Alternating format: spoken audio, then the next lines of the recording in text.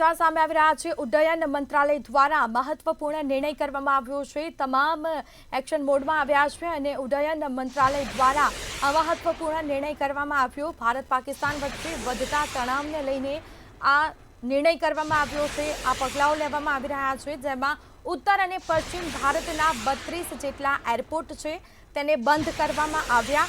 આગામી 15 મે સુધી 32 એરપોર્ટ છે તે બંધ કરવામાં આવ્યા છે। નાગરિકો માટે અવરજવરની તમામ ફ્લાઇટ્સ પણ બંધ કરવામાં આવી છે। ઉડ્ડયન મંત્રીએ વર્તમાન પરિસ્થિતિને ધ્યાનમાં રાખીને નિર્ણય કર્યો છે। મુસાફરો અવરજવર કરે તો તેઓને કોઈ તકલીફ ન પડે તેના માટે આ નિર્ણય કરવામાં આવ્યો છે।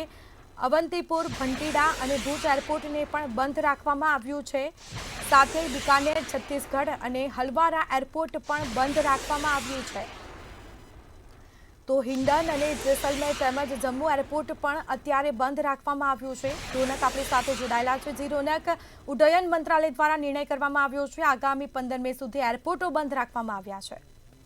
જી બિલકુલ સ્મિતા, હાલ જે તણાવની સ્થિતિ કદાચ ધીમે ધીમે વધતી દેખાઈ રહી છે, ત્યારે જે નાગરિકોની સુરક્ષા છે તે સૌથી મહત્વપૂર્ણ હોય છે અને અત્યારે જે હવાઈ મુસાફરી કરવી એ આપણે સુરક્ષિત ન ગણી શકીએ અને ભારતીય સેના પણ કોઈપણ નાગરિકે નુકસાન ન થાય તે માટે આગમચેતીના પગલાં લઈ રહી છે। ત્યારે જે પશ્ચિમ અને ઉત્તર ભારતના જે એરપોર્ટો છે, કારણ કે પાકિસ્તાનનો સરહદે વિસ્તાર લાગે છે, તેના કારણે આ તમામ એરપોર્ટો પરથી ફ્લાઇટને રદ કરવામાં આવી છે અને એરપોર્ટોને બંધ કરવામાં આવ્યા છે, જે કોઈપણ અનિચ્છનીય ઘટના ન બને તે માટે આ નિર્ણય લેવાયો છે અને તમામ જે નાગરિકો છે હાલ પૂરતી મુસાફરી ટાળે તેવી પણ અપીલ કરાઈ છે। કારણ કે તણાવભરી સ્થિતિમાં પાકિસ્તાન જે નાપાક હરકતો કરી રહી છે, આપણા જે સામાન્ય નાગરિકોને નુકસાન પહોંચાડવાની જે ક્યાંય ને ક્યાંય કોશિશ કરી રહી છે, આ તમામ પ્રકારની જે અનિચ્છનીય ઘટનાઓ છે તેમને ટાળી શકાય તે માટે આપણી સરકાર નિર્ણય લઈ રહી છે અને સાથે સાથે પાકિસ્તાનને ટક્કર આપવા માટે, પાકિસ્તાનને તોડવા માટે પણ તમામ પ્રકારની તૈયારીઓ હાલ તેજ કરાઈ છે અને સાથે સાથે જે હવાઈ ઉડાનની જે મુસાફરીઓ છે તેમની ફ્લાઇટ રદ કરવાનું કારણ એટલું જ છે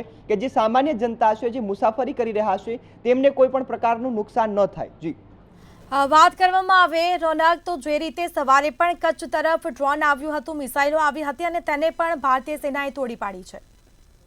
જી બિલકુલ સ્મિતા, આ પાકિસ્તાન પોતાની આ હરકતોથી હજુ પણ બાજ નથી આવ્યું। તે થોડા સમય અંતરે આ મિસાઇલો છોડવાનું શરૂ રાખ્યું છે। ડ્રોનથી જે રહેણાંક વિસ્તારો છે આપણા, તે તમામ વિસ્તારોમાં હુમલા કરવાના પ્રયાસ કરી રહ્યું છે, પરંતુ ક્યાંય ને ક્યાંય પાકિસ્તાનને એ વાતની જાણકારી નથી કે ભારતમાં હુમલો કરવા માટે પહેલાં તો તાકાતની જરૂર છે કે જે પાકિસ્તાન પાસે નથી અને તેમ છતાં તે નાની હરકતોને કારણે તે હજુ પણ જે ભારતીય નાગરિકો છે, જે ભારતીય સેના સામે ટકરાવવાની કોશિશ કરી રહ્યું છે। ત્યારે તમામ જે પ્રકારની આ હરકતો છે તેમનો જવાબ આપવા માટે આપણી આર્મીના જવાનો સંપૂર્ણ રીતે તૈયાર થઈ રહ્યા છે। તેમની સામે ટક્કર માટે તમામ આર્મીના જવાનો તૈયાર છે, તમામ ત્રણેય સેનાઓ તૈયાર છે અને ટૂંક જ સમયમાં જે પાકિસ્તાનની આ હરકતો છે તેને બંધ કરવા માટે જે આપણી સરકાર પણ નિર્ણય લેશે અને તમામ પ્રકારની જે સુવિધાઓ આર્મીના જવાનોને પૂરી પાડી અને પાકિસ્તાનને તોડવા માટે તમામ પ્રકારની તૈયારીઓ પણ થઈ ગઈ છે। જી અમારી સાથે જોડાયેલા રહેજો। તો જે રીતે કુલુ મનાલી અને લેહ